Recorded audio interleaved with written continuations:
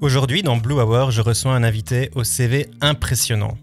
Historien et philosophe de formation, il a fait une recherche en épistémologie et a enseigné à l'université pendant 6 ans.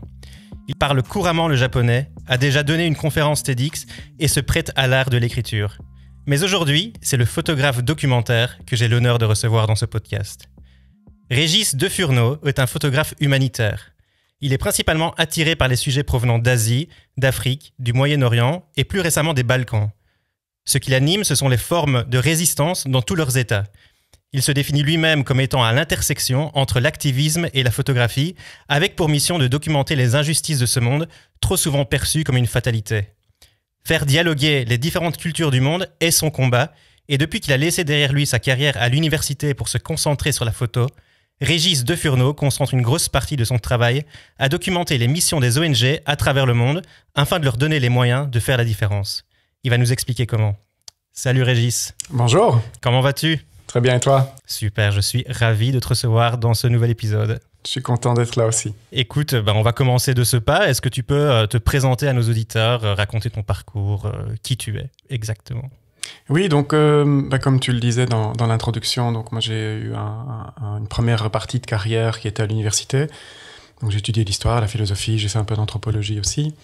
Et puis après pas mal d'années à faire de la recherche, à faire de l'enseignement, j'ai eu envie d'aborder d'autres choses et je faisais de la photographie depuis toujours en fait. À l'âge de 12 ans, mon grand-père m'avait offert un premier appareil photo. C'était à l'époque de ma communion. Et c'est vrai que depuis, c'est toujours resté un peu à traîner dans mes mains. Et c'est un médium aussi qui m'intéressait. Et le fait d'avoir consacré beaucoup de temps au monde intellectuel, pour le résumer comme ça, a fait croître aussi en moi l'envie de revenir un peu plus vers des choses plus matérielles et vers aussi une forme d'expression plus artistique. Okay. Et donc c'est vrai que ce parcours s'est enchaîné assez naturellement. J'avais accompli toute une série de choses d'un point de vue intellectuel et j'avais envie d'aller sur d'autres terrains. Écoute, merci pour cette jolie introduction, cette présentation. Il y a quelques temps, j'ai reçu la photojournaliste que tu connais, Marie Tillon. Je lui posais la question, qu'est-ce qu'elle pense de la photographie documentaire ? Est-ce qu'elle voit une différence entre les deux pratiques ? Est-ce qu'elle se considère juste photojournaliste ou aussi photographe documentaire ? Et en fait, elle était assez nuancée. Pour elle est d'abord avant tout photojournaliste. Est-ce que toi, tu vois une différence entre les deux pratiques ? Est-ce que tu pourrais te considérer comme photojournaliste ? La réponse que j'ai envie de te faire spontanément, c'est je pense que c'est déjà mal parti quand on compartimente. Je pense qu'il y a une pratique de l'image au sens large avec des usages qui sont différents. Donc je pense que les pratiques, moi j'ai beaucoup de mal avec les compartimentages. Un tel est photojournaliste, un tel est photographe documentaire, un tel est photographe de studio, un tel est photographe de voyage, etc. Mais je pense qu'en fait, on se met à mal et on s'empêche de communiquer entre nous, de collaborer, d'avoir une vision très large et très englobante de toute une série de pratiques. Par contre, effectivement, la question, à mon avis, gagne en intérêt si on vient repréciser plutôt sur l'usage.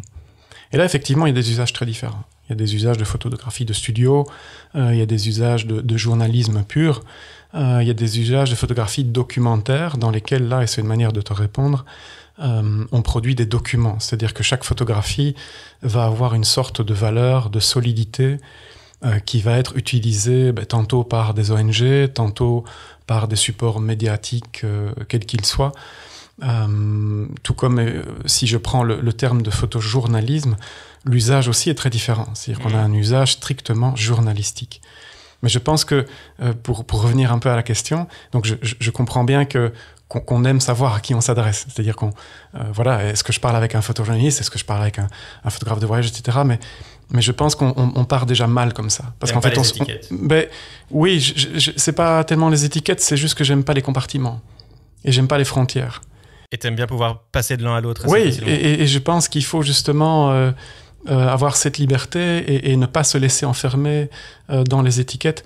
J'en parlais encore pas longtemps avec Jean Gomy, qui est un bon ami. Et lui, en fait, on a souffert une grande partie de sa carrière. Alors, souffert, c'est un grand mot, hein. Mais c'est vrai que tantôt, il était étiqueté comme un pur photojournaliste. Je pense à ses photos mémorables sur l'Iran. Et puis tantôt, on l'étiquetait comme un artiste. Je pense ici à ses photos sur la mer, par exemple, puisque Jean, en fait, est un des rares photographes qui a reçu le titre aussi de peintre de la marine. Okay. Et c'est vrai que, voilà, parfois, il se présentait à une galerie, on lui disait, mais que venez-vous faire devant notre galerie? Vous êtes un photojournaliste, vous. Et puis à l'inverse, il venait avec des travaux, mais en fait, vous ne faites pas plutôt de la belle photographie? Et donc je pense que là, il faut remonter un peu à la base et il faut tordre le cou à toute tentative de vouloir un peu nous compartimenter. Je pense qu'on produit de l'image. On est attiré par une production, un certain type de production qui a ses contraintes et qui effectivement, à un moment donné, va se diversifier un peu comme un fleuve et avoir plusieurs ramifications et qui peuvent être très différentes. Il n'y a pas de commune mesure entre effectivement un travail de photojournalisme en zone de conflit et un travail en studio, on est d'accord. Ouais. Mais pour autant, je pense que c'est une volonté de produire de l'image, d'enregistrer quelque chose d'une certaine manière, avec aussi un engagement corporel. Tu me demandais de me représenter dans l'introduction mon parcours, mais ce qui m'a amené aussi à venir vers pleinement, en fait, professionnellement vers la photographie, c'est qu'en fait, à l'université, la dimension du corps est absente. Or, pour moi, un travail de photographie, c'est d'abord un travail corporel. C'est-à-dire qu'on va venir se placer, on va venir prendre position dans une scène de manière physique. On va vivre les mêmes situations que les personnes vivent. On va vivre les météos, on va vivre la saisonnalité de leurs conditions de vie. Donc, il y a un travail vraiment corporel. Et c'est vrai que si on est l'universitaire classique, cette dimension-là, elle est absente. Tout à fait. Je te rejoins très fort là-dessus. Et tu parles de cadrage, on va parler d'un cadrage très intéressant ici, parce que ça devient une tradition en Blue Hour, c'est que je demande à tous mes invités de venir, d'apporter un objet qui leur tient à cœur, et de nous partager l'histoire d'une photo, une photo qu'ils ont prise et qui leur tient à cœur tout autant.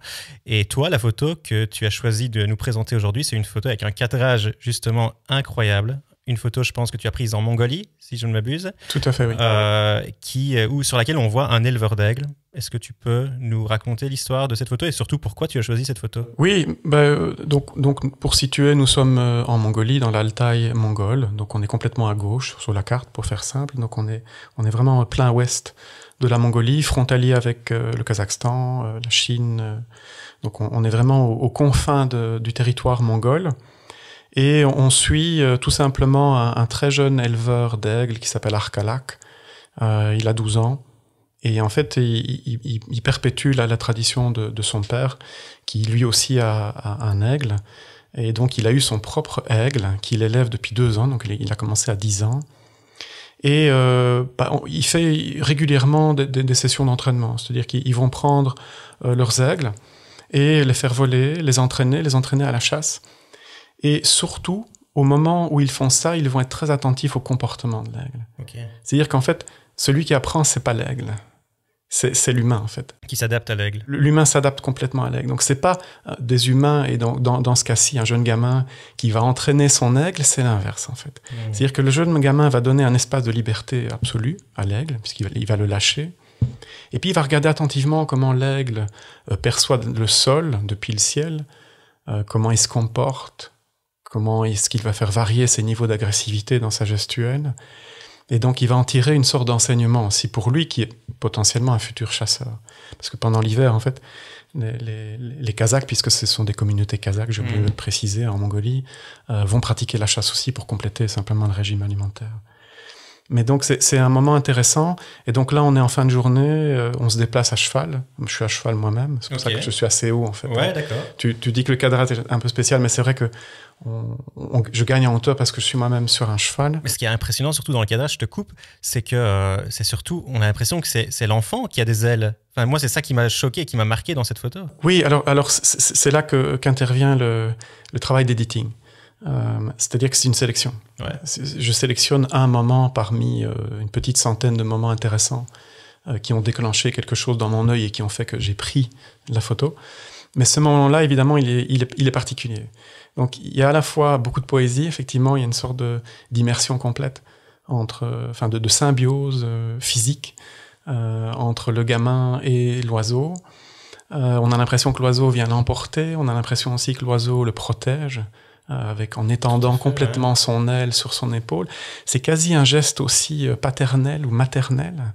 Dans ce cas précis, les aigles qui sont élevés sont quasi exclusivement des aigles femelles. Okay. Donc il y a un rapport très maternel qui dénote un peu avec ce côté l'aigle agressif, le rapace qui vient tuer. Et donc c'est vraiment pour montrer à la fois le potentiel poétique, métaphorique de la gestuelle qui apparaît à un moment donné entre ces deux êtres, l'oiseau et le gamin, mais aussi pour pouvoir ouvrir sur quelque chose qui est plus large, c'est-à-dire que on peut sélectionner évidemment des photos plus évidentes. Le gamin avec son aigle de face, un portrait classique, ce qui est tout aussi joli, attention, donc c'est tout aussi intéressant. Et moi je préfère justement qu'on ne voit pas les visages, je préfère qu'on soit de dos, je préfère qu'il y ait cette gestuelle, parce qu'en fait là on peut réellement rentrer dans un univers qui va à la fois être le leur, donc on rentre pleinement dans leur univers à eux, mais on y vient avec son propre imaginaire et avec sa propre sensibilité. Et c'est là que dans l'editing, on peut créer une zone de rencontre entre moi qui suis le producteur de cette photo, mais qui suis surtout le lecteur de ce moment, et celui qui va lire la photographie bien après sur mon site, en publication ou autre. Et donc c'est vrai que c'est une photo qui moi me parle beaucoup. Pour le moment, le côté un peu intime, le côté très tendre aussi, qui vient un peu casser les clichés. À tel point que tu l'as mise en première photo sur la page d'accueil de ton site. Quoi. Oui, ça change. C'est pas toujours la même, mais c'est vrai que cette image-là, elle est vraiment importante pour moi. Okay. Et je trouve qu'il y a un potentiel allégorique qui est assez incroyable, et sans même aborder l'aspect d'ethnographie, ou en tout cas de représentation d'une tradition, donc un aspect patrimonial, qui lui aussi est intéressant, puisque le garçon en fait est en habit dit traditionnel, avec une coiffe traditionnelle aussi kazakh, et sur son cheval. Donc, voilà. Et alors, l'objet que tu nous as amené, ou les objets, je ne sais pas combien de carnets tu as apporté aujourd'hui, mais ce qui est assez fou, c'est que tu es le Ah oui, c'est pas les carnets? On n'est pas sur les carnets?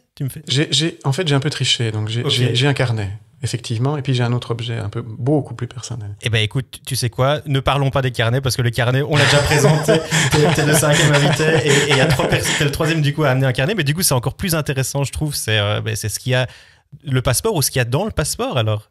Oui, c'est-à-dire quand même 10 secondes sur le carnet. Le carnet, je comprends pourquoi tous mes amis et confrères et collègues ont un carnet, c'est parce qu'en fait on collecte énormément d'informations. Et donc on parle souvent de la photographie comme une production visuelle. Et tu me demandais dans l'introduction justement de différencier entre photojournalisme ou photographie documentaire. Mais je pense que ce qui nous fédère, par exemple, justement pour garder ma philosophie de ne pas nous séparer, mais plutôt de nous rassembler, je pense que ce qui nous rassemble aussi dans ce rapport à l'image, c'est la volonté d'avoir quelque chose d'instruit, avec de l'information, des données, qui sont des données substantielles, qui sont des données les plus larges possibles, les plus directes possibles, de première main, etc. Donc ça, je pense que c'est un élément important. Maintenant, pour venir sur cet aspect-là, oui, c'est simplement mon passeport. Donc en soi, on pourrait dire, tiens, pourquoi il vient avec son passeport? On se doute bien que si on voyage, on voyage avec son passeport. Mais en fait, dans mon passeport, j'ai toujours un Polaroid de mes 3 gamins. Toujours.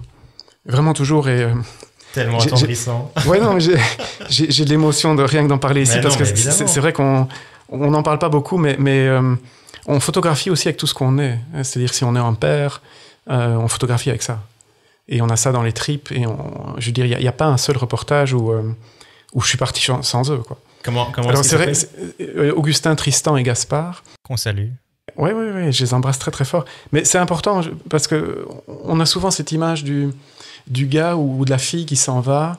Elle laisse son compagnon, il laisse son épouse, le gars est solitaire. Mais en fait, c'est pas ça. On part vraiment avec nos relations, on les embarque, et je vais aller même encore plus loin, c'est que si on n'avait pas ça, on ne pourrait pas partir. Et comment tu gères? J'avais pas préparé cette question, mais moi je sais que, pour le moment, j'ai pas encore d'enfant et je voyage beaucoup, et je sais que le jour potentiellement où j'en aurai, je devrais faire avec en tout cas, et ça va influer sur ma carrière. Comment est-ce que toi, tu mixes ta vie privée, la vie de père, la vie de famille avec tous tes voyages? Comment est-ce que tu fais pour t'en sortir? Il faut pouvoir alterner. Okay. Le maître mot, c'est l'alternance. Donc il faut pouvoir être pleinement là en tant que parent quand on est en Belgique. Mais quand on part, il faut partir. C'est-à-dire que ça peut sembler contradictoire, hein, mais ça ne l'est pas. C'est-à-dire que plus on a des racines ici, plus on est bien dans ses relations avec les gens qu'on aime ici, plus on a cette capacité de partir totalement. Et quand on est en repartage, on y est. On n'est pas ici, on est là-bas. Mais quand on revient, il faut être aussi ici, complètement aussi avec les siens, avec sa famille, avec ses proches, ses amis, etc. Donc je pense que ça, c'est une gestion qui pour moi est assez naturelle. C'est-à-dire que, étant moi-même quelqu'un dans l'alternance, qui aime bien avoir des variations, du contraste, des changements, et pas quelque chose qui se répète, pas du répétitif, c'est assez naturel. Est-ce que tu te donnes des limites de temps dans la durée de voyage pour ne pas être parti trop longtemps? Oui, j'essaye au maximum de ne jamais être absent plus de 2 semaines. Il y a bien sûr eu des exceptions, évidemment. Ouais. Il y a eu des fois où j'étais parti 4 semaines. Donc, mais voilà, j'essaye vraiment d'essayer de ramasser le temps d'absence le plus possible, sachant que avec la bouteille, avec l'expérience maintenant, on parvient de plus en plus à être plus efficace et à produire sur des temps plus courts. Ok. Très bien, merci. Alors sur ton site, on peut retrouver tous tes différents projets photographiques. Je constate parmi tous ces projets-là qu'il y en a 3 qui sont toujours en cours sur les 9 présentés.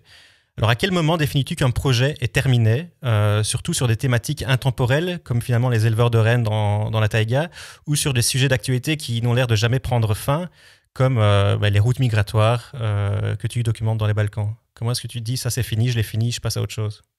Alors, il y a 2, à mon avis, il y a 2 facteurs décisionnels. Le premier, c'est très personnel. C'est-à-dire qu'à un moment donné, on estime, probablement de manière totalement erronée, parce qu'on n'a jamais fini, en fait. On n'a jamais terminé avec simplement la vie des gens. Je veux dire, la vie des gens. Il y a toujours de quoi dire. Oui, je veux dire, par essence, la vie continue. Donc c'est ça, il faut aussi qu'on peut avoir des générations de photographes qui se suivent. Mais pour préciser quand même mon propos, d'un côté, effectivement, il peut y avoir une décision personnelle. Et effectivement, mon travail en Mongolie, j'ai consacré quasi 4 années avec des séjours multipliés, répétés, à des mêmes endroits. Tu parlais des éleveurs de rennes, donc j'ai fait 3 séjours avec eux. Mais à un moment donné, on sent qu'il y a quelque chose qui a été accompli. Alors certainement pas révolu, encore moins résolu, mais on sent qu'il y a eu une sorte d'accomplissement et on sent qu'on est prêt à aller vers d'autres sujets, en tout cas qu'on a envie d'autres sujets. Et comme la contrainte de temps, elle est absolue, quoi qu'on en pense, à un moment donné, il faut faire des choix. Et donc on choisit effectivement de clore un travail sans avoir la prétention de l'avoir complètement embrassé, que du contraire, on n'a fait que de le toucher.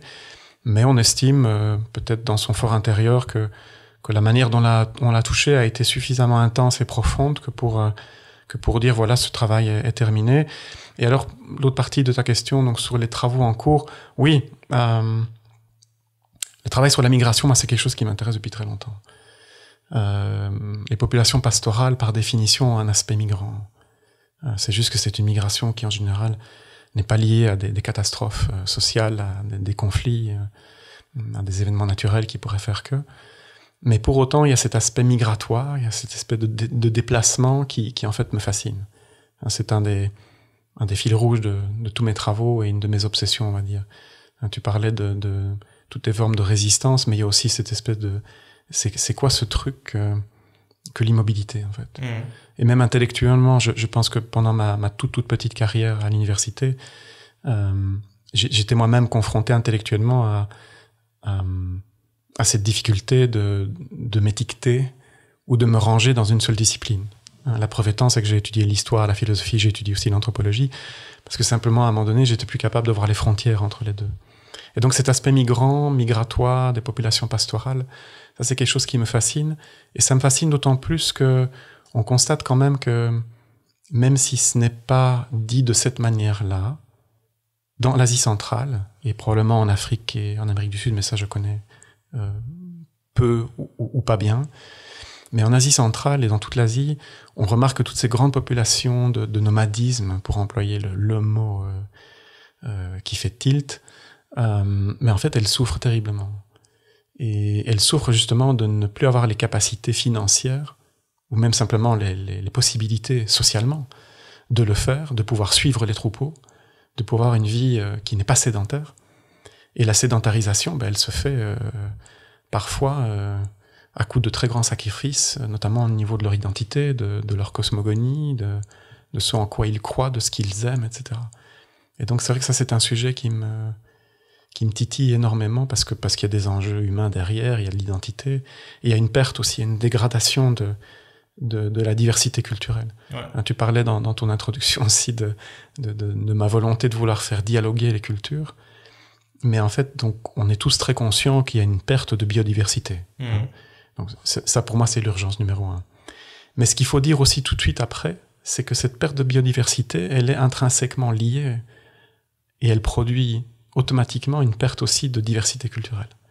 C'est-à-dire qu'à partir du moment où un écosystème disparaît du fait de l'action des êtres humains, les sociétés qui vivent encore dans ces écosystèmes et qui elles-mêmes ont établi des relations et qui elles-mêmes ont forgé un certain type de société, de collectif, mais ça disparaît aussi. Et donc là, il y a un appauvrissement qui est total. C'est clair. Une autre information que j'ai trouvée sur ton site qui est très intéressante et que je ne retrouve pas nécessairement sur beaucoup de sites de photographes, c'est la mention de tous les fixeurs avec qui tu travailles. Oui. Ça m'a assez surpris et positivement d'ailleurs. Première question, est-ce que tu les mentionnes par pur respect ou parce que c'est aussi c'est un des deals que tu as avec eux? C'est peut-être... j'en sais rien, moi peut-être qu'ils vont te faire un meilleur prix si je te pose la question tout à fait naïvement, hein, j'en sais rien, ils vont te faire un meilleur prix parce que tu vas les mentionner sur ton site, ou c'est vraiment pour souligner aux yeux du monde, montrer aux yeux du monde que leur importance qui sont absolument essentiels dans toute réalisation de reportage photo? Alors là, évidemment, avec ta question, tu me permets d'asseoir quelque chose qui est très important pour moi. Je disais tout à l'heure qu'on est rarement, qu'on part pas tout seul. On part avec nos enfants dans notre cœur, nos compagnes, nos épouses, nos époux, etc. Mais sur place, on n'est pas tout seul non plus. Et donc c'est vrai que ça, c'est un truc qui, moi, me continue de me choquer, de voir des travaux de très grands photographes, peu importe, hein, à peu près tout le milieu fonctionne ainsi, hein, d'où ta question. Je suis vraiment très questionné de ne pas voir apparaître suffisamment les fixeurs, qui sont en fait c'est marrant ce que j'allais dire spontanément, nos âmes sœurs. C'est con, hein, la formule peut paraître un peu bête, et en fait pas tant que ça. C'est-à-dire que c'est vraiment des gens avec qui on va rentrer en relation et qui vont non pas se substituer à notre travail ou à notre regard ou à notre sensibilité ou aux enjeux qu'on veut dénoncer, mettre en lumière, etc. Mais c'est vraiment des gens qui vont nous donner une sorte de rythme, qui vont s'inscrire dans notre gestuelle, qui vont faire partie de ce quotidien, qui est en fait le cœur du boulot. Le boulot, c'est le quotidien. C'est l'intimité des gens. C'est qu'est-ce qu'ils vivent en se levant le matin, à midi, au soir. Et le fixeur, il est là avec nous. Et donc, c'est vrai que je le fais pas du tout parce que c'est un contrat. Je le fais parce que pour moi, c'est une évidence. C'est un respect de leur présence et que je ne me vois pas signer ou présenter un travail sans eux. Bien sûr. Parce qu'alors, je mentirais. Ouais. Alors, bon, c'est personnel. Je ne dis pas que tout le monde doit rentrer dans cette philosophie-là, mais personnellement, donc j'insiste, je trouve que ça devrait être un standard de notre industrie. C'est-à-dire que là, ici, on vient d'annoncer les World Press. Il y a une sélection absolument merveilleuse. Hier, d'ailleurs, hier, donc, on enregistre. Ouais. Voilà, qui est vraiment bluffante, avec des travaux de qualité. Et c'est vrai que certains travaux, il n'y a pas de fixeur. On est d'accord. Moi, les travaux que j'ai fait au Japon, j'ai travaillé seul, j'ai travaillé sans fixeur. Mais tous les travaux dans lesquels on en a besoin, je trouve que pour moi, c'est le minimum. Je me vois pas... c'est comme si on marchait tous les deux sur un chemin, on le fait, on vit des trucs, et puis à un moment donné, j'oublie mon partenaire. Ouais, non, c'est tout à ton honneur, vraiment, je trouve ça très... Ouais, donc ça, c'est vraiment quelque chose qui est important, et je pense que, en tout cas, si moi, dans le milieu, je peux amener cette idée-là et la pousser au maximum et qu'on peut les faire apparaître. On voit la tendance arriver, attention. Hein. Okay. Je suis certainement pas le premier. On voit qu'il y a de plus en plus d'attention qui est portée justement au travail des fixeurs. Il y a eu des prix qui ont été décernés aussi. Donc leur travail maintenant commence à apparaître de plus en plus. Ouais, plus valorisé. Ouais. Voilà, valorisé pour une raison simple, c'est qu'en fait, dans le monde de la photographie maintenant, on commence à ouvrir un peu plus aussi sur les coulisses. Ouais, c'est ton émission ici, le podcast, on est la preuve. C'est-à-dire que il y a un intérêt, et moi je dirais plus, il y a une nécessité de montrer réellement ce qu'est le travail de terrain du photographe. On n'est pas des cow-boys, on tire pas tout seul comme ça sur tout ce qui bouge. On est des gens qui partons avec nos faiblesses, nos sensibilités, nos coups dans les ailes, nos puissances aussi, nos forces, nos performances, nos compétences certainement. Et sur place, on travaille pas seul. Bien sûr. C'est un travail de collaboration à tout niveau, avec les fixeurs. Et si je pousse à l'extrême ma philosophie, je devrais même signer toutes mes photographies avec les gens. Voilà. Parce qu'en fait, les gens aussi provoquent Bien des sûr, choses. ouais, ils sont essentiels. Est-ce qu'on peut prendre peut-être 2-3 minutes juste pour expliquer aux auditeurs qui connaissent pas le terme fixeur, qui savent pas ce que c'est, juste expliquer à quoi ils servent, qui ils sont, comment peut-être tu prends en contact avec eux au préalable, est-ce qu'il y a une base de données de fixeurs, comment ça marche? Alors simplement définir un fixeur, quelqu'un qui va accueillir notre travail sur place, le comprendre, l'entourer de soins, de compétences, gérer la logistique, faire office de traducteur quand on ne parle pas la langue, c'est quand même plus souvent le cas. Quelqu'un qui va veiller sur le bon déroulement, qui va être aussi protecteur en zone de conflit, qui va regarder derrière nous, qui va un peu être attentif aux détails, alors que nous, on est obsédé par nos cadres, nos photos, etc. Quelqu'un qui va aussi prendre une grande part, et c'est pour ça aussi qu'ils apparaissent aussi explicitement sur mon site, qui va prendre une grande part d'interaction dans les relations. Et donc, ça veut dire que les fixeurs sont souvent aussi des traducteurs avec moi. C'est des gens qui, dans mes entretiens, ils vont prendre tout de plein fouet. Tu penses que tu travaillerais avec un autre fixeur sur un projet donné, tes photos seraient différentes? Ah oui, entre deux fixeurs? Potentiellement, oui. C'est-à-dire que les grandes lignes directrices dans mon œil, non, elles vont rester identiques. Mais des moments inattendus, des grands coups de volant à gauche ou à droite qu'on va sentir au niveau des émotions quand on interroge, quand on fait les entretiens, qui sont quand même une très grande part du boulot. Là, le fixeur, il est décisif. Je vais prendre un exemple très concret. On avait fait donc une campagne nationale contre les violences domestiques en Mongolie. Et donc, j'ai travaillé avec une dame qui a été extraordinaire dans ce boulot et qui, effectivement, je m'en suis rendu compte après, a eu un impact sur la manière dont j'ai essayé de traduire visuellement et photographiquement les enjeux, la situation, et aussi ce que vivaient toutes ces femmes, toutes ces familles. En fait. Et par exemple, cette dame, tu l'as trouvée comment? Bouche à oreille simplement ou... Alors, oui, non. Donc, bouche à oreille, c'est parfois, mais essentiellement, ce sont souvent des gens qui eux-mêmes gravitent ou travaillent pour les ONG. Okay. Donc, ce sont souvent ces personnes-là. Parfois, ça peut être aussi des recommandations de confrères, de collègues qui sont déjà dans le pays, qui ont déjà travaillé avec et qui disent voilà, ça c'est une personne intéressante. Mais en général, j'essaye de toujours taper dans le vivier qui gravite autour des ONG. Pourquoi? Parce qu'il y a déjà une sorte de sensibilité à ce type de questions, ce type de problématiques. Et surtout, il y a déjà une connaissance au préalable des logistiques. Ouais. Voilà comment on va de tel endroit à un autre, comment on peut aller retrouver telle famille dans le cas du pastoralisme en Mongolie. Donc, si tu veux, il y a aussi le fixeur, l'intérêt de travailler avec des fixeurs et la nécessité, c'est qu'il a aussi en lui tout un carnet de contacts. Tu gagnes du temps. On gagne un temps incroyable. Ouais, et il a aussi une quantité de compétences que par définition on n'a pas, puisqu'on n'a pas grandi dans le pays. Ouais, c'est clair. Mais du coup, tu travailles beaucoup avec des ONG, à tel point qu'il y a carrément une page dédiée sur ton site, mise bien en évidence sur toutes les ONG, sur tout ton travail fait pour les ONG. Et d'ailleurs, la liste est longue, c'est impossible de les citer tous les ONG avec qui tu as travaillé, et les secteurs aussi que tu as traités, c'est incroyable la liste des secteurs.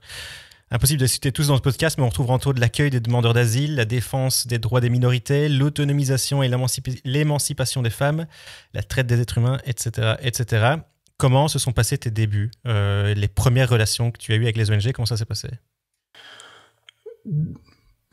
J'avais envie de dire spontanément difficile, et en même temps, je me reprends tout de suite parce que...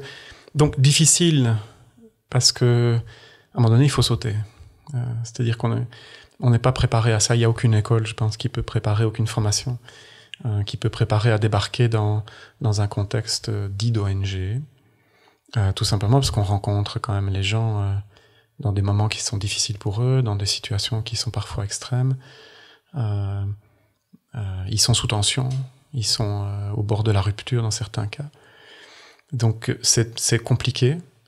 En même temps, ça a été facile parce que j'ai eu la chance d'avoir d'emblée des ONG qui étaient assez emballées à l'idée de travailler sur du moyen terme, à l'idée de travailler aussi avec quelqu'un qui essentiellement se dédie aux ONG et très peu à la presse. Moi, je suis pas du tout quelqu'un qui travaille en presse, même si cette année-ci, j'essaye de débarquer sur le monde plus classique de la presse. Le cœur de mon travail, c'est vraiment l'ONG, quoi.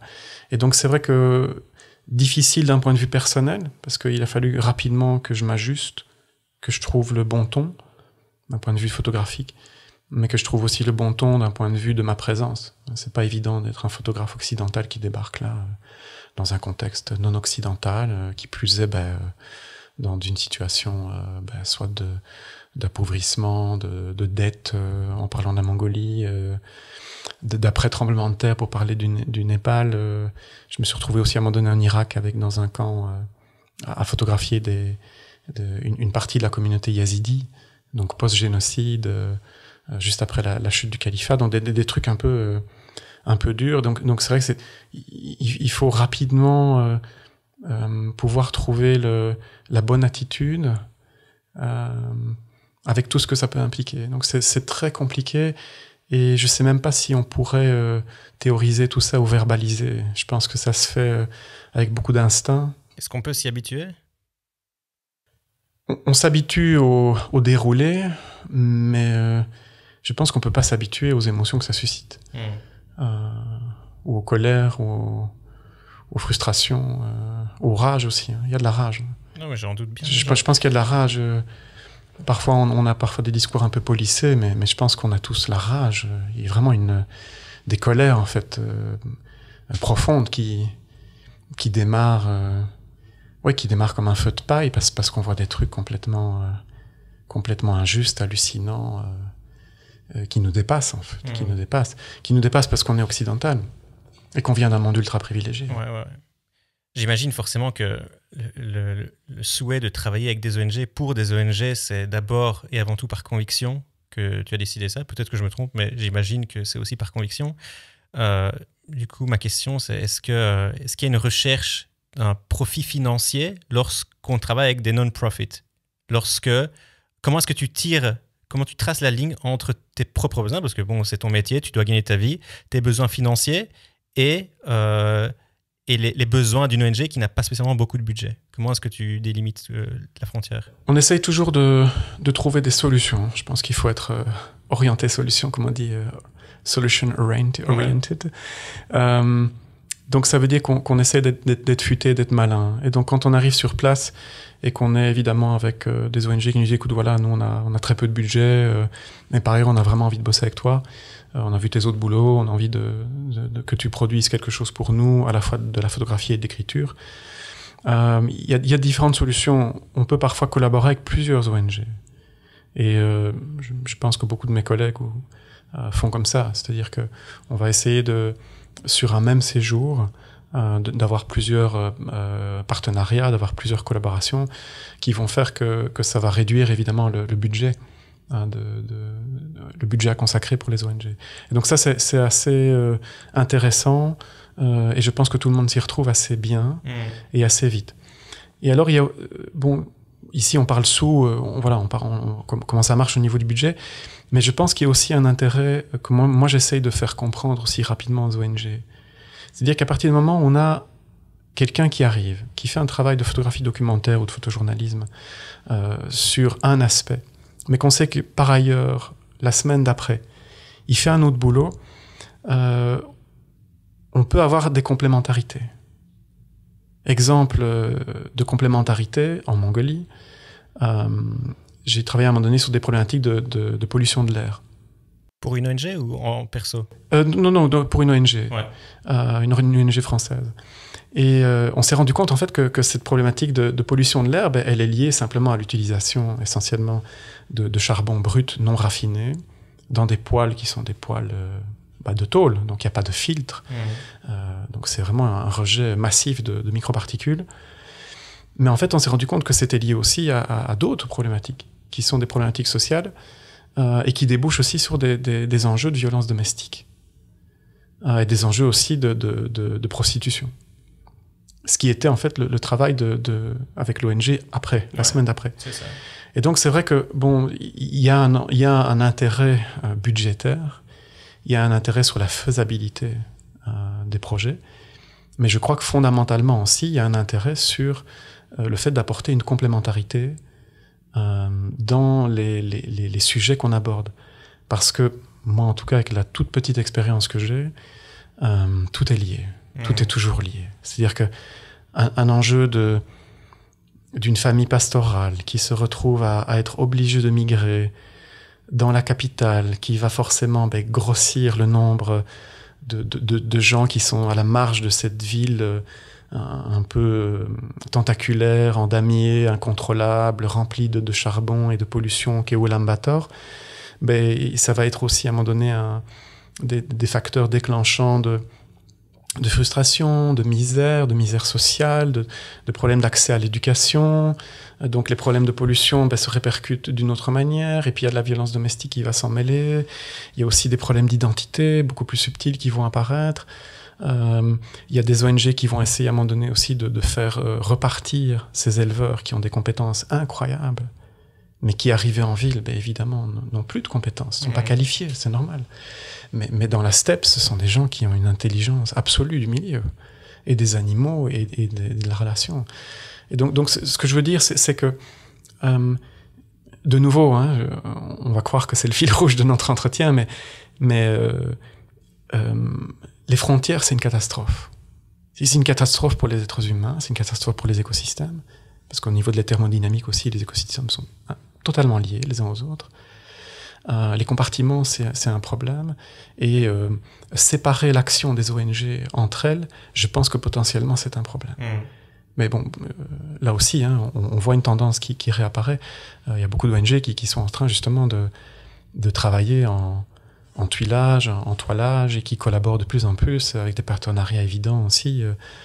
Les ONG sont, je crois, aussi de plus en plus dans cette philosophie d'essayer de lier, de connecter, Elles ont tout intérêt, en tout cas. De créer des ponts sur les enjeux qu'elles abordent, parce que la réalité, elle n'est pas simple. La réalité est toujours complexe. Ouais. Toujours. Donc, en fait, tout est lié. Tout est lié. Dans quelle mesure est-ce que tu penses que le travail avec une ONG pourrait t'aider, toi, à travailler sur tes projets personnels? Et là, ce que je veux dire par là, c'est est-ce que tu essayes de signer, par exemple, une commande avec une ONG qui est active, par exemple, là où tu as un projet perso, tu as un reportage en tête, tu aimerais réaliser ce reportage-là, mais pour des raisons financières, tu te dis, je vais essayer d'associer ce projet-là avec le travail pour une ONG pour qu'eux puissent t'aider financièrement, logistiquement, sur certains coups. Est-ce que tu marches aussi comme ça, tu fonctionnes comme ça? Alors oui, c'est-à-dire qu'il y a... Je pense que si on veut faire ce métier, ou si on veut être dans le milieu, il faut y être avec ses tripes. Il faut y être avec son cœur, avec ce qu'on a, avec ce qu'on aime. Il faut être passionné, en fait. Il faut être mordu, il faut en avoir envie. Et donc, c'est vrai que, voilà, je reviens ici parce que on vient d'en parler, c'est facile. Mais cette histoire de pastoralisme, c'est un truc qui me fascine. Être dans ces grands espaces, voilà, c'est vraiment quelque chose qui me parle, qui me touche, qui me bouleverse, qui me questionne aussi, d'un point de vue plus philosophique, on va dire. Et donc c'est vrai qu'il y a à la fois l'opportunité et puis aussi un peu d'opportunisme.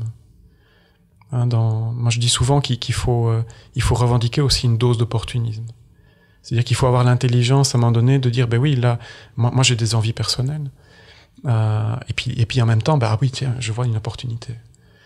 Et donc de nouveau, faire coïncider ou faire se rejoindre des attentes par rapport à un pays, par rapport à des problématiques, avec ses propres aspirations, ses propres attentes photographiques. On a aussi parfois envie d'images, on a envie de lumière, on a envie de... J'ai envie de faire telle image d'un gars perdu dans la steppe, dans la neige, avec son renne. C'est des images qu'on peut rêver, et c'est vrai que quand on les a en tête, on a envie de les faire, et on va de manière assez opportune et opportuniste Et je crois de manière positive, on va essayer de trouver des moyens.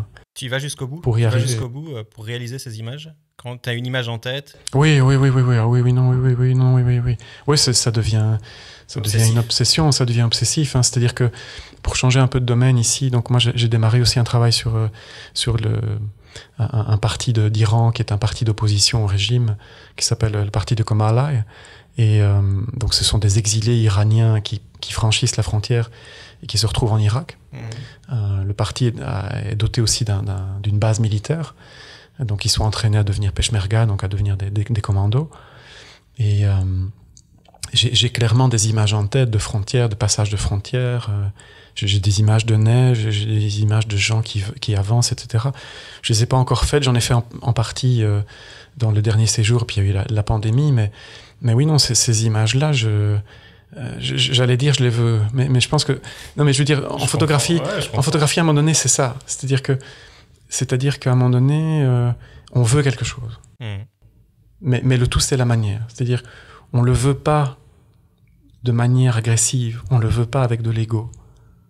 On le veut dans une dimension de participer, de partager quelque chose et à la limite, j'allais dire, de se diluer. C'est-à-dire que ces images-là, par exemple, avec les peshmerga, j'en ai autant envie parce que je sais que je vais être avec eux et je vais vivre un truc avec eux.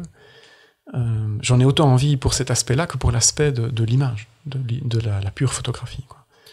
Je comprends tout à fait et je vais faire un parallèle parce que je comprends vraiment, je me vois moi-même quand j'ai une image en tête et que tu veux quelque chose, tu le fais, mais alors du coup tu dois trouver les moyens pour y arriver et aujourd'hui je pense que c'est pas aussi évident, sauf si tu as des fonds illimités et que tu te dis j'investis, je mets tout mon argent et je vais réaliser mes projets. Je sais qu'en tant que photographe c'est difficile, tu peux pas tout le temps te le permettre et donc je pense qu'il y a 20-30 ans, les photographes qui avaient une idée en tête, un objectif, se donnaient les moyens via notamment la presse qui marchait bien, ils proposaient un projet, ils le soumettaient à la presse et puis hop, il y avait un financement derrière et ça se faisait. Aujourd'hui la presse va mal, il n'y a plus de financement. En préparant cette interview, je suis tombé sur la citation d'un photographe qui s'appelle Frédéric Sotero, qui travaille avec des ONG notamment, je ne sais pas si tu connais, il travaille avec une ONG qui s'appelle le Première Urgence notamment et qui dit ceci, il dit il y a 30 ans les photographes partaient pour couvrir une crise pour un magazine et offraient parfois quelques photos à des ONG. Aujourd'hui ils partent grâce aux ONG et espèrent une publication dans la presse. Et suite à ça, j'ai une deuxième citation de Alain Frilet, qui est l'ancien responsable com chez MSF, qui dit notamment qu'aujourd'hui, les photographes ne courent plus après la presse, ils courent après les prix, les bourses et les ONG. Du coup, ma question, c'est est-ce que pour te donner les moyens d'avoir cette photo que tu as en tête, est-ce que l'ONG, c'est le meilleur moyen pour y accéder? Ou peut-être que tout simplement, tu autofinances tes projets et... Non, donc c'est pas de l'autofinancement, mais je sais pas si... Pour être vraiment pleinement honnête, l'ONG n'est même pas un moyen. C'est-à-dire que j'ai autant envie de ce travail avec l'ONG que j'ai envie aussi de projets dits personnels. Et dernièrement, quand j'ai refait mon site, donc il y a ce nouveau site effectivement où j'ai depuis très longtemps quasi caché en fait toutes ces photos que je produisais en ONG. Parce qu'on a toujours cette obsession de montrer un travail plus typé presse. On veut toujours paraître, le reporter de presse, etc. Mais comme tu le dis bien, ce truc-là, c'est fini, en fait. Ou si, en tout cas, ça existe toujours, c'est pour un nombre tellement minoritaire. Je veux dire, c'est pas du tout... C'est marginal dans la population des photographes. Mais donc, ce que je voulais dire, c'est que l'ONG n'est même pas... en tout cas, pour moi, n'est pas un instrument. Je dis que c'est pas instrumentalisé... c'est pas un moyen, parce que je me suis rendu compte en revenant dans toutes ces photos qu'en fait ces photos sont vraiment importantes. C'est plus des photos corporate, c'est-à-dire que c'est pas des photos où on peut affirmer une signature photographique. On doit délivrer quelque chose avec un certain canevas, une certaine attente. On peut pas faire des choses trop artistiques, tu t'en doutes assez bien. Sûr, ouais. Mais en même temps, je me rends compte que ces images, elles sont importantes. Et donc, pour répondre à ta question, l'ONG n'est vraiment pas quelque chose que je considère comme un moyen. C'est vraiment un vrai partenaire. C'est vraiment ouais, j'allais dire le cœur du boulot aussi. Sachant que les projets privés maintenant ont pris une autre dimension, une autre saveur. C'est-à-dire c'est des choses qu'effectivement qui me tiennent à cœur, sinon je les ferais pas. Mais c'est vrai que j'ai redécouvert en tout cas l'importance de produire de l'image pour des gens qui sont sur le terrain et faire en sorte que ces images aient le plus d'impact possible pour leurs conditions, au sens large. Et c'est vrai qu'en ONG, on peut avoir ce pouvoir. Alors évidemment, en presse, il existe. Il existe au niveau des prises de conscience. Et je pense qu'il ne faut pas négliger ça, c'est vraiment très important. Mais en ONG, on a une particularité, c'est-à-dire que les images ont un impact ou un côté pragmatique. Exemple aussi, donc en Irak, je me retrouve à un moment donné à faire des photographies dans un des camps de réfugiés. Donc il y a beaucoup de camps de réfugiés malheureusement en Irak, dans le Kurdistan irakien précisément. On est dans le camp de Dibaka, qui est anciennement un camp qui était vraiment surpeuplé au moment le plus tragique du conflit syrien.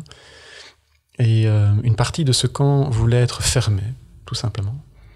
Mais la coopération allemande avait en idée de réaffecter ce camp à un programme que je trouve merveilleux de réhabilitation d'anciens combattants de Daesh, mais qui étaient en fait tous des mineurs. Donc des gamins qu'on est venu chercher comme ça un matin, un soir, des mecs armés. En gros, on dit vous venez avec nous, on flingue tout le monde. Et donc ces gamins qui sont vraiment des chouettes gars se sont retrouvés au mauvais endroit au mauvais moment, comme on dit, enrôlés dans une espèce de dialectique destructrice, chaotique, inhumaine. On sait tous ce qui s'est passé. Et ce programme faisait sens. Et donc les différentes ONG qui étaient partenaires sur ce programme m'ont demandé de faire du travail de portrait, du travail de mise en avant du camp, des infrastructures. Et ces photos, qui par ailleurs ne sont pas, on va dire, intéressantes d'un point de vue photojournalistique, on gagnerait rien avec, pour reprendre ton idée de bourse, etc. Elles ont eu un impact. Parce qu'elles ont été vues par les bailleurs. Les bailleurs ont vu les photos, les bailleurs ont vu des visages, les bailleurs ont vu des ombres, les bailleurs ont vu un camp qui était justement une possibilité d'un nouveau départ, d'un nouveau destin, une possibilité d'effacer un passé tragique pour ces gamins. Et donc ça, c'est vrai que maintenant, avec le temps qui passe, l'expérience, ce nouveau site où j'ai remis en avant toutes ces photos d'ONG, ça prend une toute autre dimension pour moi. Et évidemment, ça donne une toute autre force à ce type d'image. Ouais. Mettre en avant l'utilité des images avant tout, quoi. Oui.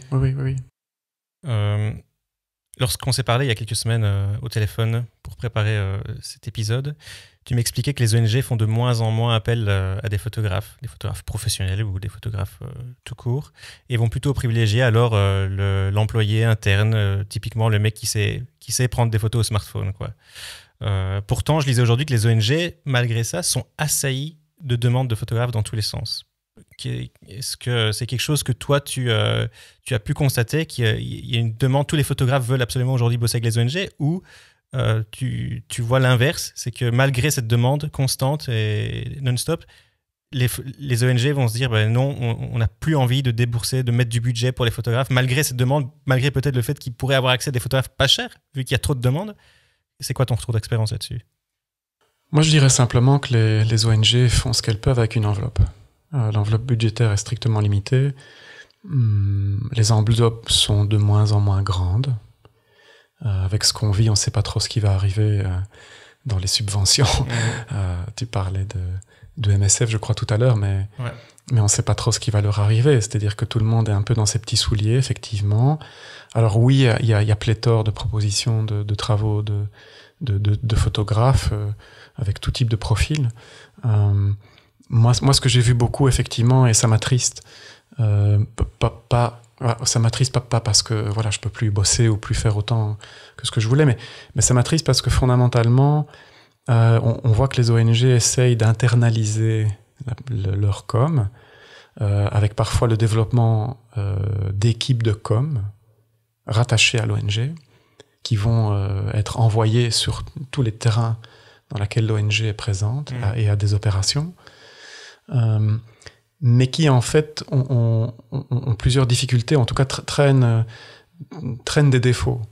Le premier défaut, c'est d'appartenir justement à l'ONG. Pas assez de recul. Voilà, c'est-à-dire que malgré que nous soyons au service d'eux, en partenariat avec et produisant pour, on garde quand même aussi un certain recul critique et une forme d'indépendance qui, j'en suis convaincu, vient apporter justement une richesse dans la perspective avec laquelle on va photographier, avec laquelle on va écrire, avec laquelle on va rapporter d'une situation.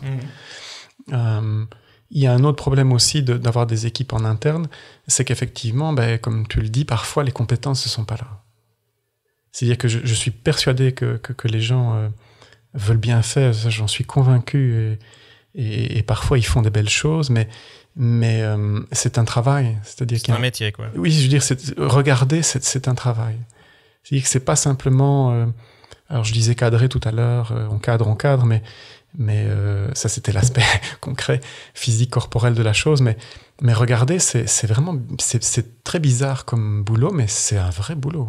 Puis raconter une histoire aussi, il y a une savoir amplitude. La raconter. Alors, regarder, c'est une chose, effectivement, après, mais qu'est-ce que je fais dans la production d'une série, d'avoir regardé, je sais pas moi, 60 fois de manière un peu intéressante, dans quel ordre je vais montrer ça, et comment est-ce que je peux l'utiliser effectivement pour raconter une histoire, puisque maintenant on est dans cette espèce de grand storytelling absolu qui s'empare de nous pour de bonnes raisons. Donc je trouve ça assez intéressant que petit à petit on rentre dans un langage photographique plus continu.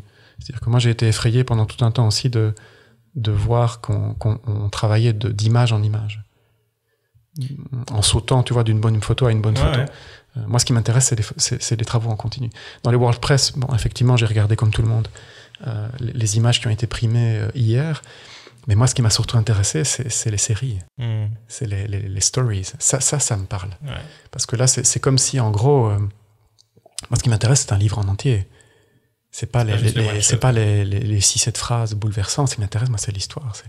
J'en conclus que tu n'es pas tout à fait d'accord avec cette phrase de... On en revient à lui, encore une fois, Alain Frilet, donc ce fameux monsieur com de MSF, qui dit, j'ai trouvé ça sur Internet, qu'un photographe en commande pour une ONG, il va devenir schizophrène. Il sait qu'il va ramener 2 photos, une pour lui et une pour l'ONG. Non, moi, je suis pas du tout dans cette schizophrénie. Pas du tout.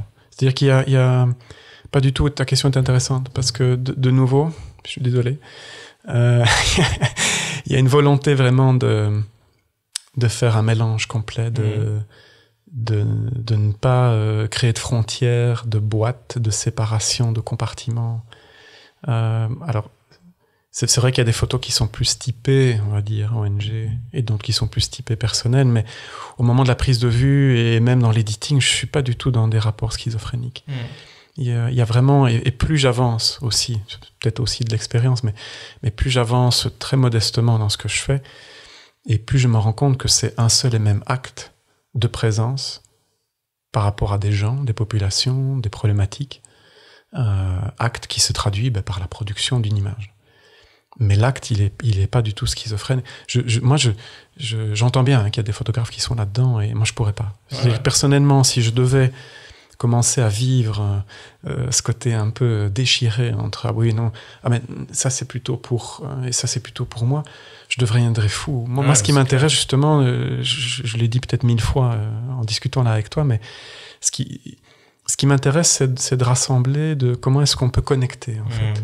Tout simplement parce que depuis j'allais dire depuis tout petit, ça fait un peu bête comme formule, mais depuis tout petit je suis incapable de voir les frontières. Alors c'est vrai que j'ai peut-être aussi une problématique personnelle avec les limites. On l'a bien compris. Non, mais je veux dire, les frontières, les limites, la liberté, la migration, le pastoralisme, le nomadisme.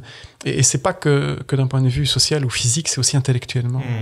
Je veux dire, on est tellement dans la manière dont, aujourd'hui, au XXIe siècle, dont on enseigne à nos enfants, on enseigne en fait des compartiments. J'ai l'impression qu'on leur enseigne un sous-marin, avec des compartiments étanches qui sont verrouillés. Alors que moi, j'aimerais tant qu'on leur enseigne une sorte d'espace très large dans lequel ils puissent se balader en fonction simplement de ce qu'ils sont en tant qu'être humain, en tant qu'être en devenir, avec leur sensibilité. Certains sont plus artistiques, d'autres sont plus matheux, d'autres sont plus dans le corps, etc. Et donc, moi, j'ai du mal avec tout ça. Et, évidemment, ça se traduit dans ma pratique photographique, bien évidemment.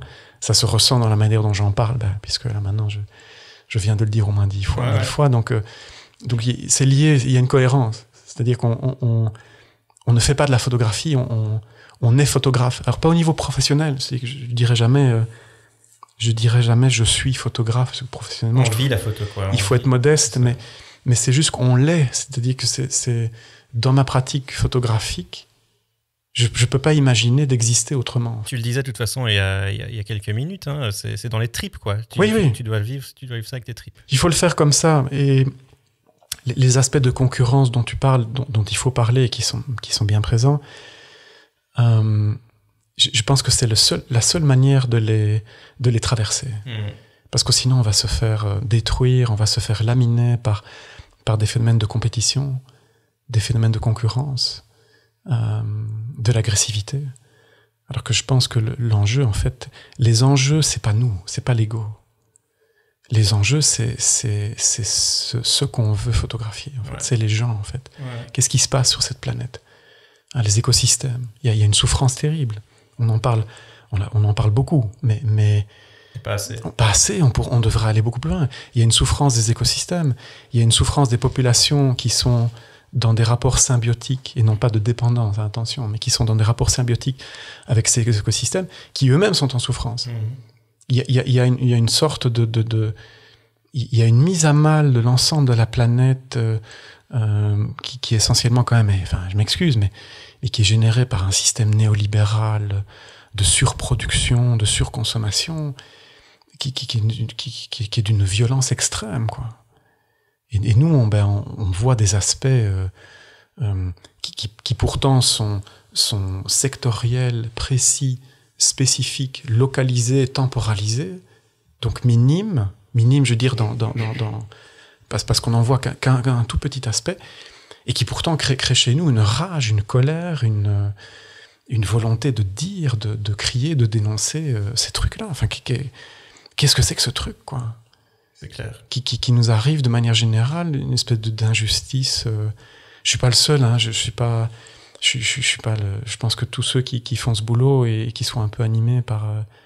on est beaucoup à être animés par ça, mais... On sent que t'es pris au trip. Non, mais il y a un truc, il y a une sorte d'injustice planétaire qui est inacceptable, et puis on sent de l'autre côté une sorte de statu quo, un endormissement, une lénification, une acceptation, une fatalité. Enfin, il n'y a pas de fatalité. La misère, l'injustice, en tout cas, à ce que je peux en comprendre, c'est le résultat de choix. Donc c'est le résultat de décision. Ouais. Donc on ne peut pas accepter ça. Dans un article du Fisheye magazine que j'adore, il parle dans un article sur l'ONG, justement, sur la relation ONG-photographe que j'ai lu, il parle d'ingrédients de l'iconographie de l'humanitaire. Et il mentionne notamment un sourire, des réfugiés chargés, un mur décrépit. Tu vois le genre. Il y a quelques années, c'était encore plus choc, plus trash. On se souvient tous de la campagne de Action contre la faim qui nous interpellait en inscrivant sur la photo de 2 enfants au corps atrophié par la famine la phrase « On ne pourra pas dire qu'on ne savait pas ». Je me souviens que ça m'avait absolument marqué, c'était en 1998. Même si visiblement aujourd'hui, les campagnes utilisent de moins en moins des images violentes, peut-être à cause de la censure des réseaux sociaux et du lissage des images finalement qui en découlent. Penses-tu que les ONG soient toujours en quête de photos sensationnelles, de photos chocs qui vont pouvoir émouvoir, quitte à ne pas refléter à 100% la réalité, ou quitte à imposer aux photographes de se focaliser sur des thématiques, des scènes un peu plus tragiques ou violentes? Là, de nouveau, je vais répondre au départ de mon expérience, mais je pense que les ONG se dirigent de plus en plus vers quelque chose qui est de l'ordre du narratif. Avec la volonté de ne pas simplement choquer ou émouvoir, mais simplement la volonté de faire prendre conscience. Or, la prise de conscience, elle va être plus profonde si on parvient à partager une histoire. Et si on parvient à partager une histoire, donc c'est-à-dire à faire une sorte de reportage continu, complet, avec plusieurs images, qui ne sont pas forcément chocs ou sensationnelles, on va parvenir petit à petit à faire émerger une sorte de notion de dignité, d'humanité, de destin commun, et donc de rapprochement. Et donc, je pense que les ONG se dirigent vers ça, vers quelque chose de, non pas de lisse, mais quelque chose de plus construit, de plus narratif. Et j'ai l'impression personnellement que c'est plus intéressant. Parce qu'effectivement, de nouveau, on peut dire la réalité en une image violente, mais on ne pourra pas la faire comprendre. Ouais. Donc, c'est-à-dire qu'on peut choquer une population et espérer avoir une réaction. Mais si on veut quelque chose, à mon avis, de long terme, vraiment en profondeur, il faut qu'on déclenche une compréhension. Parce que de la compréhension va venir la reconnaissance. Et de la reconnaissance va venir le rapprochement. Et de nouveau, si on se rapproche, si on se sent touché, l'expression « je me suis senti touché », c'est parce qu'à un moment donné, on s'est projeté, en fait. Et on ne peut pas se projeter dans un moment unique. On a besoin de se projeter dans « mais oui, ma vie au quotidien, de manière continue, ça pourrait être ça. Mince. Donc je fais un truc. » Qu'est-ce que tu penses de cette photo qui a été prise en je ne sais plus quelle année, mais par le photographe Kevin Carter, qui a été prise pour le New York Times, avec cette, tu la connais, d'office, on y voit un enfant affamé, guetté par un vautour. Oui. Qu'est-ce que tu penses de cette photo? Elle a gagné le prix Pulitzer en 1994, il me semble. Oui, mais de nouveau... Utile ou pas utile? Mais on est dans cette... On est dans cette idée que, effectivement, une photo peut avoir une force sur on va dire les consciences collectives. Et de ce fait-là, peut déclencher des mouvements politiques, une mobilisation, et de ce fait-là, peut avoir des conséquences positives et des impacts très concrets sur le terrain. Maintenant, il n'y a pas longtemps, Robin Hammond, qui est vraiment quelqu'un que j'adore, que je trouve est une très grosse référence pour moi en tout cas et dans le milieu aussi, insistait sur le fait que ces photos-là existent. C'est-à-dire que la photo dont tu parles de Carter, elle existe, elle a fait ce qu'elle avait à faire. J'en suis persuadé, elle était nécessaire. Mais il y a aussi toutes les autres. C'est-à-dire que de nouveau, il ne faudrait pas uniquement avoir cette idée que 5 ou 6 photos changent le monde. Ce qui change le quotidien, donc j'ai pas dit le monde, le quotidien pour des groupes humains dans des endroits relativement petits, c'est le cumul de travaux différents, de différents photographes qui, couche après couche, reportage après reportage, vont dénoncer un problème de désertification, un problème de pollution comme des une rivières. Sorte de bourrage de crâne, finalement. Alors, pas de bourrage de crâne, mais plutôt de construction intelligente, humaine, empathique, de problèmes récurrents auxquels les populations font face de manière récurrente et à cause desquels elles souffrent. Je vais prendre un autre exemple de Gaël Turin, qui a fait un travail merveilleux, qui avait été exposé il n'y a pas longtemps à Visa, sur des problèmes de pollution de rivières au Bangladesh.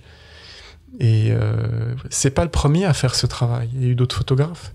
Mais le fait que Gaël revienne là-dessus, de nouveau, on donne une strate en plus. On donne un point d'appui supplémentaire. Hein, ce travail de Gaël est vraiment très fort, est très intéressant, très intelligent aussi.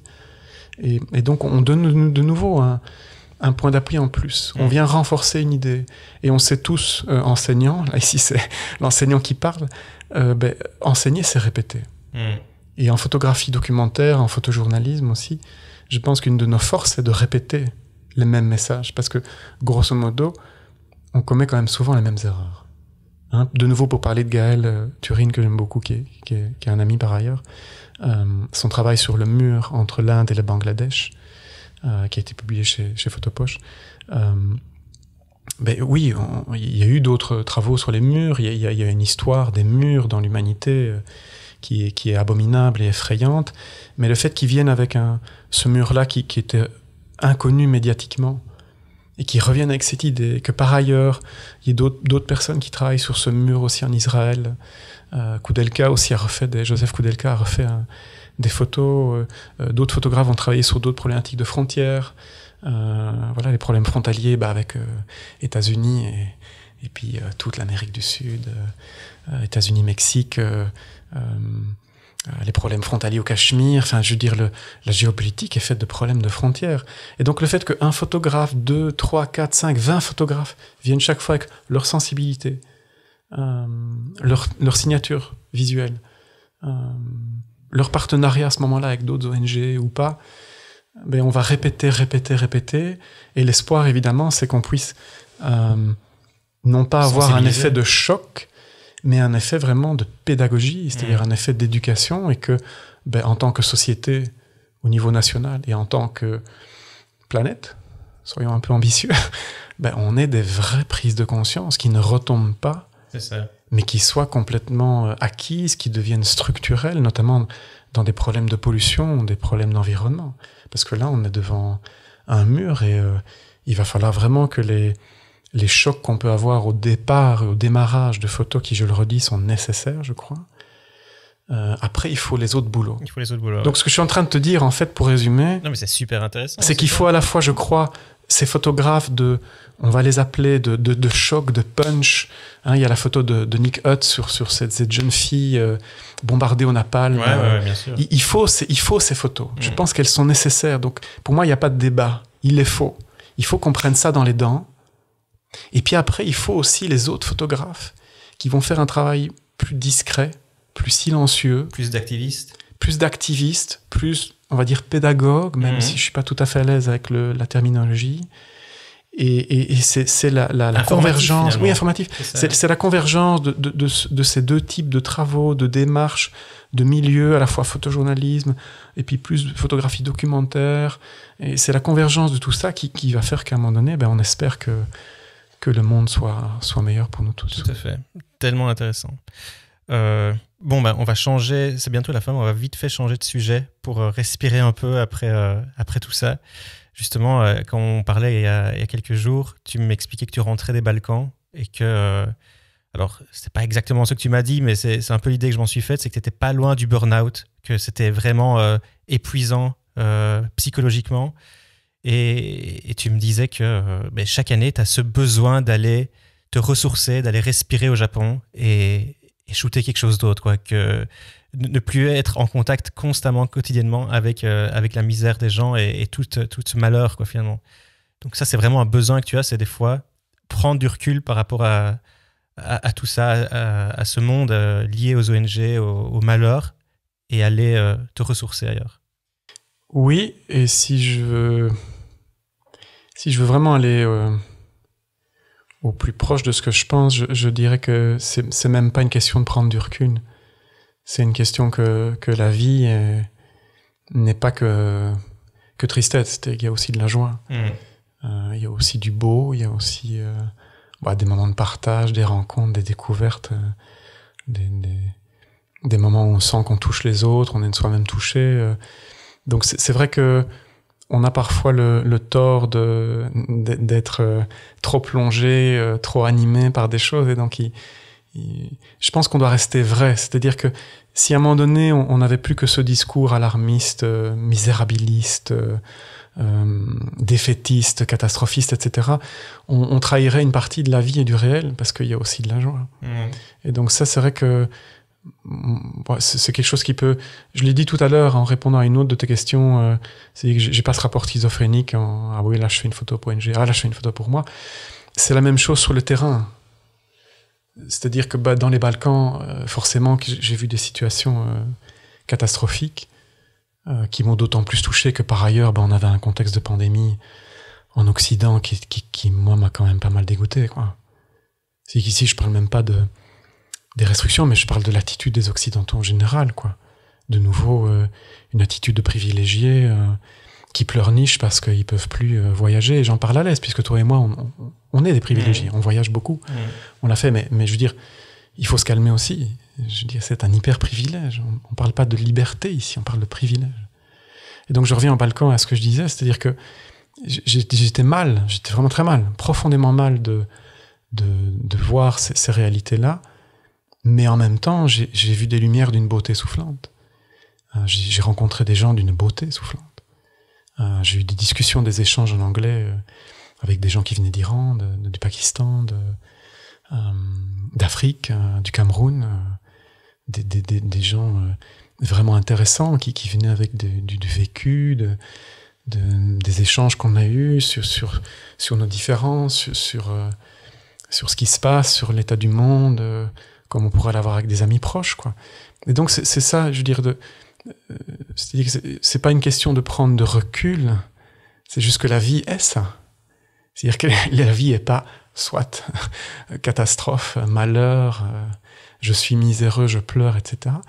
Mais il y a aussi des moments d'une joie indicible qui nous emmènent dans des états de volupté qui font autant partie d'états de mélancolie. Je parlais tout à l'heure d'états de rage, d'états de profonde tristesse. C'est tout, en fait. C'est tout.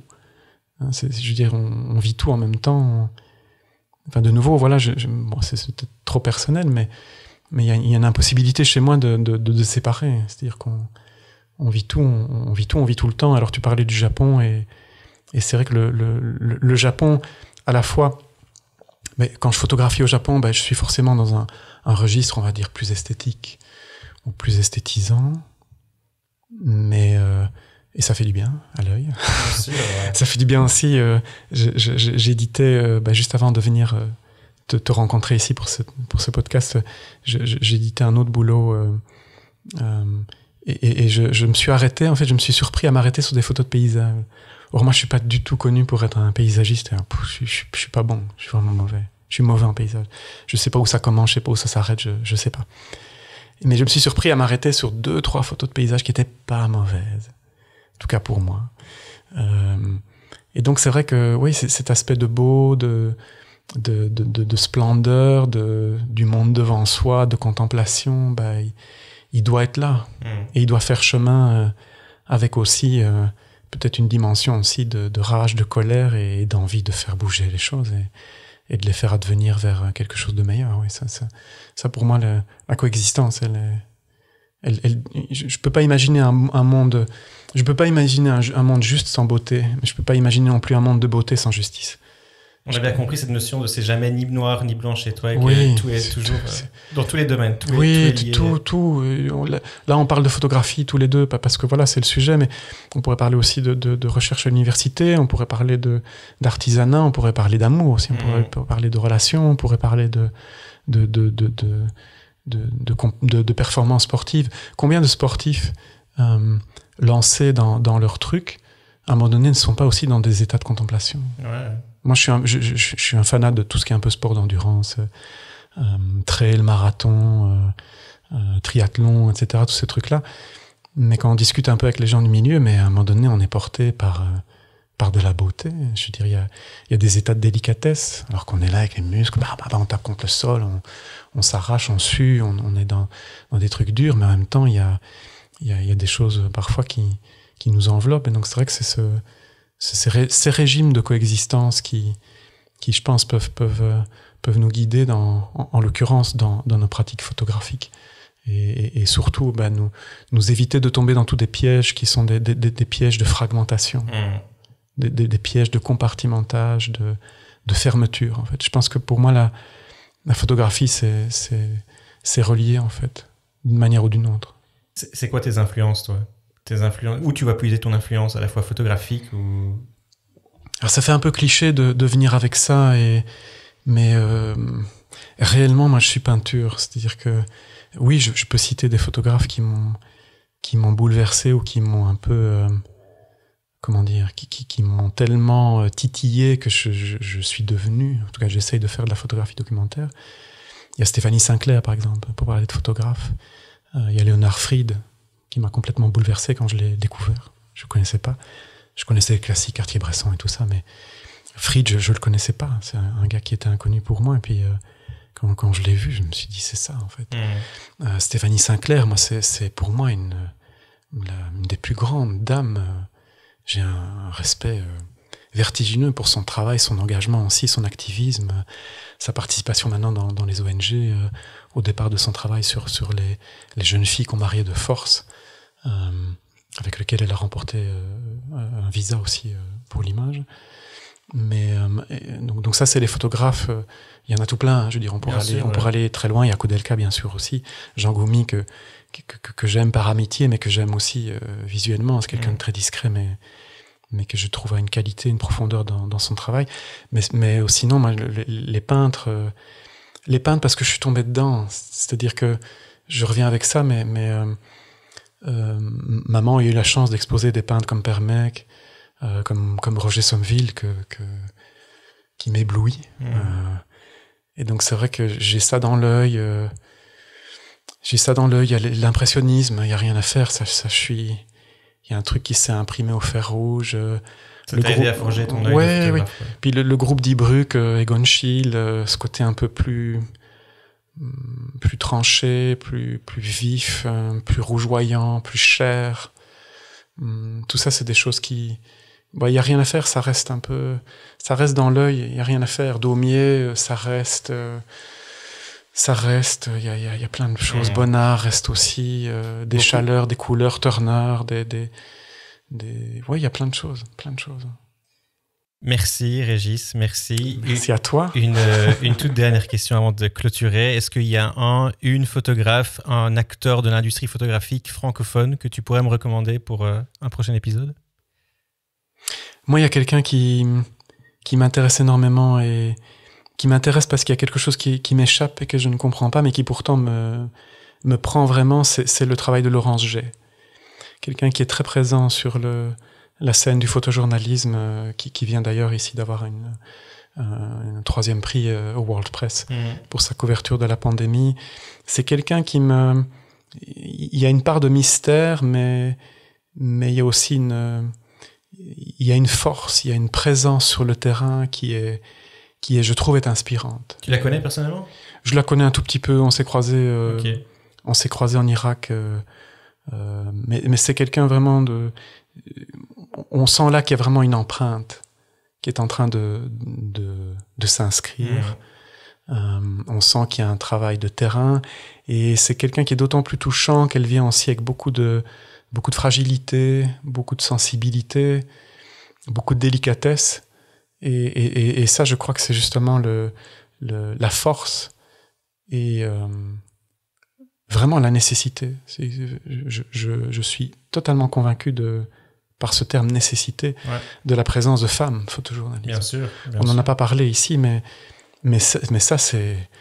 Quel bonheur, quel plaisir d'avoir un renouvellement aussi des approches. On a beaucoup parlé avec Marie Tillon. Mon Dieu, et donc Laurence Jay, pour moi, ça c'est un nom qui vient et je le redis avec une part de mystère. C'est-à-dire qu'il y a une partie de son travail qui m'échappe, mais je suis vraiment très interloqué et intrigué par la qualité, la continuité de son engagement sur le terrain. Très bien. Écoute, je vais essayer d'entrer en contact avec elle. On va voir si ça l'intéresse. Où est-ce qu'on retrouve ton travail ? Alors, mon travail va apparaître de plus en plus sur les réseaux sociaux, puisque j'ai décidé d'être un peu plus présent. Je suis un photographe très discret, même trop. Mais donc, je vais faire réapparaître beaucoup plus de boulot sur Instagram, beaucoup plus aussi de posts réguliers sur Facebook. Mon site, je suis un peu old school, on va dire. Mon site reste aussi une très belle porte d'entrée dans mes travaux. Je l'ai revu, un peu corrigé, il est un peu plus simple, plus minimaliste. Mais c'est vrai que je vais essayer d'être un peu plus à jour que ce que je n'étais auparavant. Très bien, on mettra tous les liens dans la description de l'épisode. Un tout grand merci à toi, Régis. Merci à toi. Un vrai plaisir, super inspirant. Plaisir partagé, vraiment. Mais merci beaucoup. Merci beaucoup. J'espère que ça vous a plu, chers auditeurs. Si c'est le cas, n'hésitez surtout pas à laisser un avis et un commentaire sur Apple Podcasts. Ça aide énormément à la visibilité. Comme d'habitude, vous retrouverez toutes les illustrations, toutes les images de Régis sur l'article de l'épisode sur notre site bluehour.club. Merci beaucoup et à la prochaine. Ciao.